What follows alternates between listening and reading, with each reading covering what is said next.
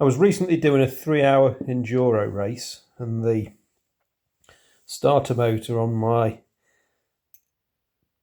MY23 Beta 430RR stopped working. I originally thought the battery had gone flat, but it turned out that what happened was two of the magnets had come unglued off the body of this starter motor. For some reason they glue them on, and whether it's the heat from the engine or don't know, but they come unglued. So this one went at about 100 hours, something like that. Then looking on the internet on famous auction sites, I could only find a cheap starter motor for a 2-stroke and not the 4-stroke. The main difference being the back end of the 4-stroke mounting is different than it is on the 2-stroke. So I wondered whether somehow I could build a 4-stroke one using a 2-stroke one. The first thing to say is this is for entertainment purposes only. Do not copy me and do not do what I've done. This is for entertainment purposes only, to see what's what. So the cost of a new one of these from the main dealer from Beta is about 280 GB pounds. I know that's €320, something like that, which is incredible. That was 28 GB pounds. I don't know what that is, €30, something like that. So obviously there's a massive cost difference, but why a cheap aftermarket version of the 4-stroke isn't available, I don't know. The first thing I did was check the direction of rotation of these motors, so I put some power on them and they both turn in this direction. The top of this gear goes this way, so looking at this, that is anti-clockwise. So the first thing to do is have a look inside the damaged starter. Now I have had this apart already and I found out what the issue was, which I'll show you when we get inside it.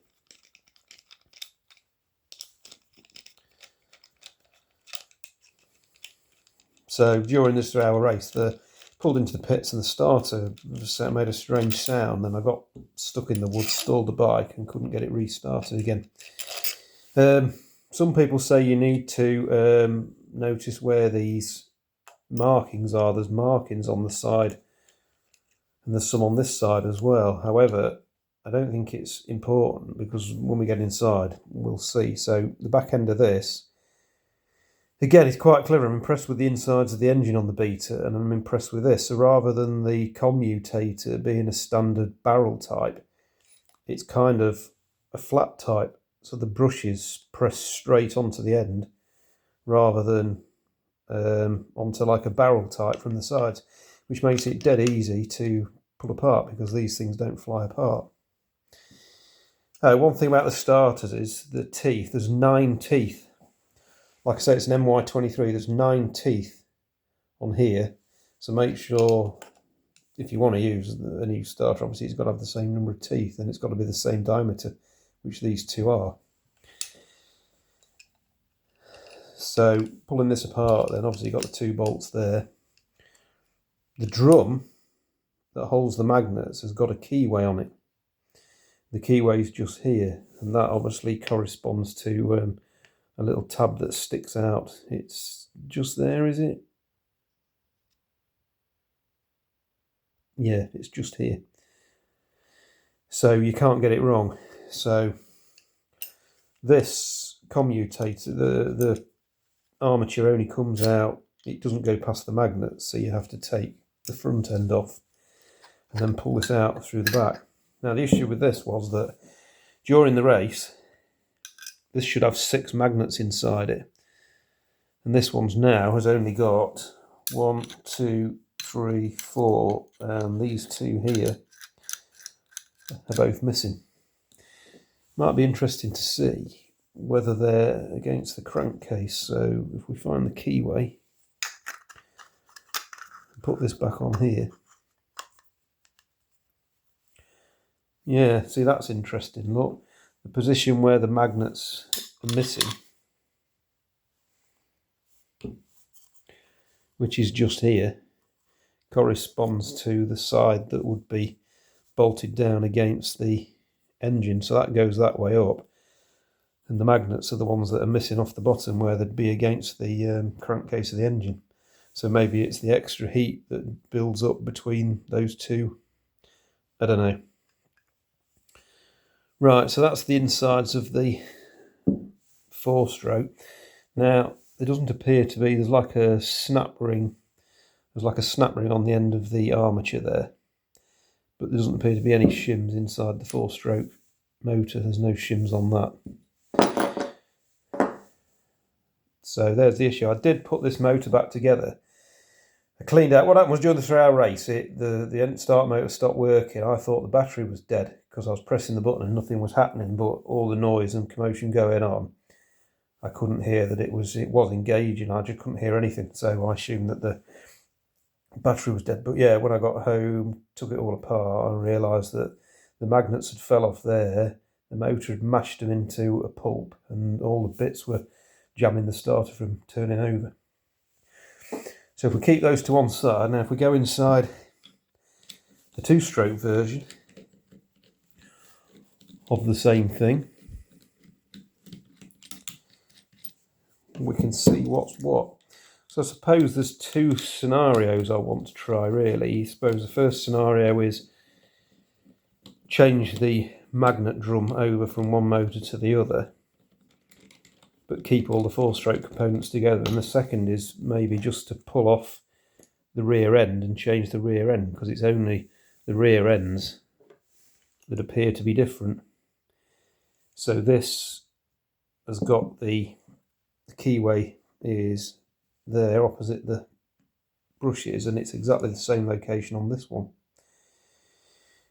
So I think that's the important thing, isn't it, where when it first starts the magnetic flux, that it's the position of these brushes that determines, I know, the direction or the pulse. Not sure.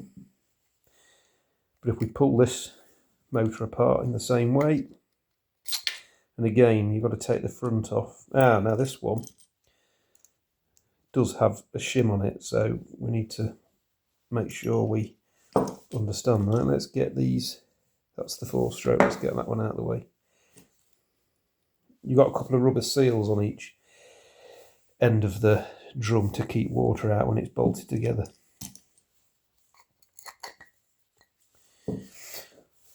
So the armatures look a bit different. I mean, well, they don't look different, but only in colour, I suppose. I mean, if you look at them side by side, they appear to be the same, I guess.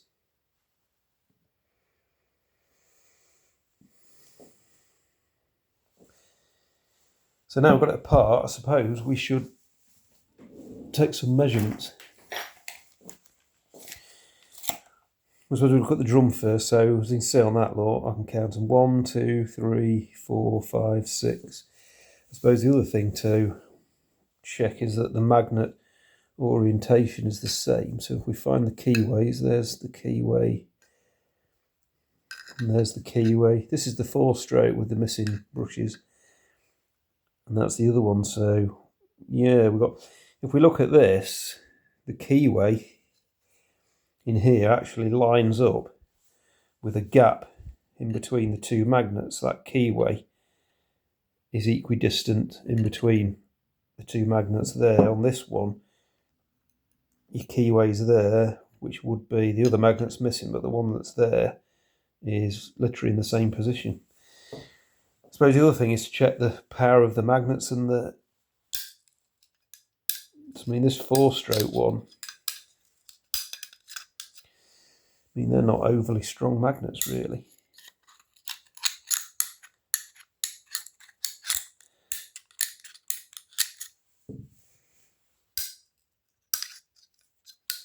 If anything, I would say the magnets on the 2-stroke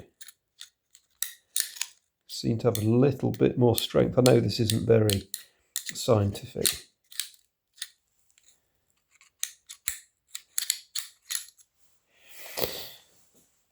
But yeah, so I suppose the first thing to do is find out if these components are the same. So the 2 drums, need to obviously be the same diameter and length.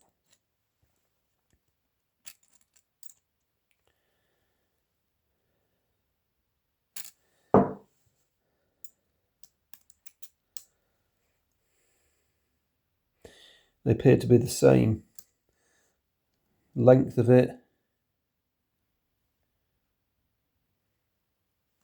And then the 2-stroke version.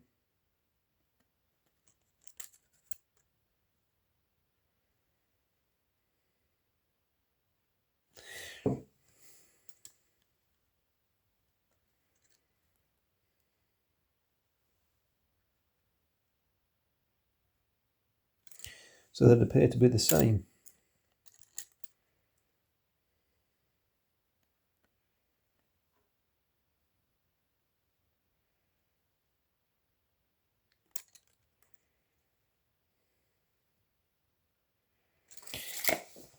Right, this is the new 2-stroke one with the 6 magnets in it. So the question is, does it fit onto the original back end out of the 4-stroke version?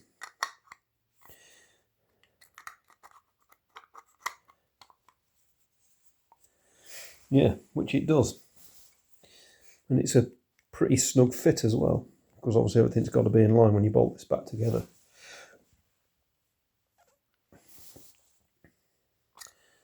So I think what we'll do then is we will cast that one off to there, which only got 4 magnets left.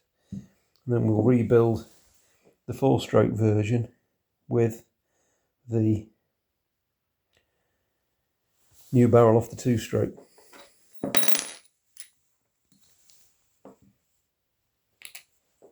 So the first thing we'll need is a rubber seal.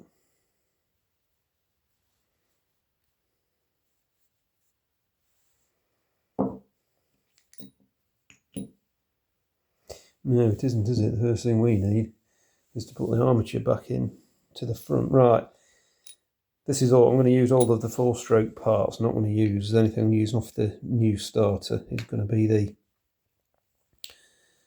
magnet drum. No, that's not right, is it? Yeah. This wants to go in here first, like this.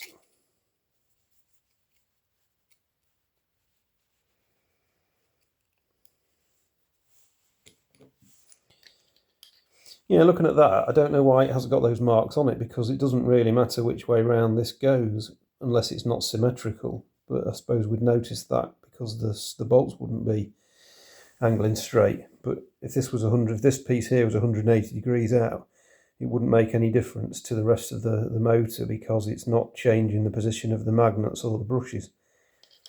But it is probably better off to put it back on the way it came apart. Interestingly, this new drum has got a couple of marks there, and the marks are in line with the cutout for the rear part of the motor. So we'll put that back together.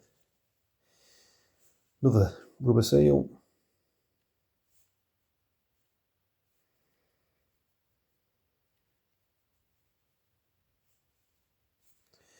And this obviously has got an orientation the keyway wants to be.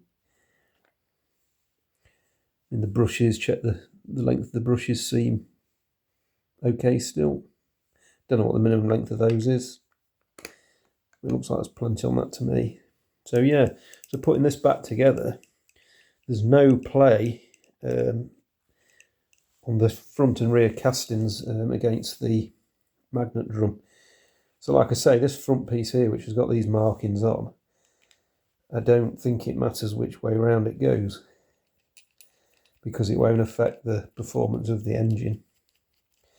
But it's always best to probably put it back in the way you took it apart, in case it's bedded in one way or the other.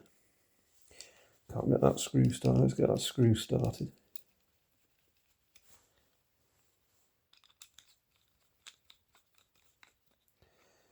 So I'll do these up sort of finger tight first.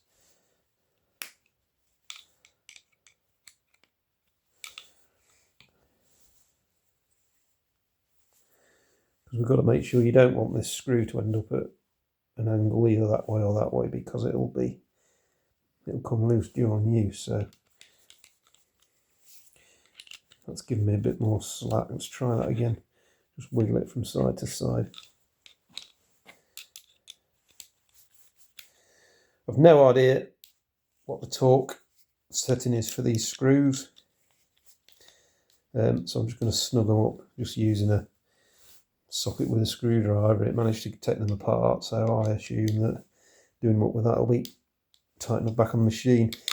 Wasn't any thread lock that I could tell on the screws either. That's actually the same end flow as I had before. I meant to show that at the beginning, but I forgot. But I mean, if you don't want any end flow, I suppose you could shim it, but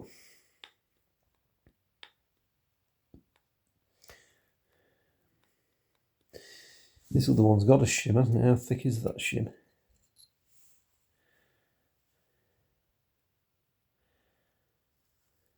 It's pretty thin. Well, I don't know, perhaps maybe we should have put it with a shim in, but the first thing to do really is to test the first scenario. So the first scenario is to mount this back on the bike now and see how it performs. So if it works, that's a good saving. If it doesn't, I've only wasted 28 GB pounds or 30 euros. I have actually dry ran these. I've already performed this operation, so that's why, but then I put them all back together how they were, and to make the video. So I actually know that they run, obviously this turns, they both turn in the same direction anyway, and this obviously works fine. I've tried it just in my hands, which again unscientific, but it really packs a punch. So I'm hoping that it's going to be exactly the same as the original motor was. So for now, that's all we can do. So next thing is to mount it to the bike.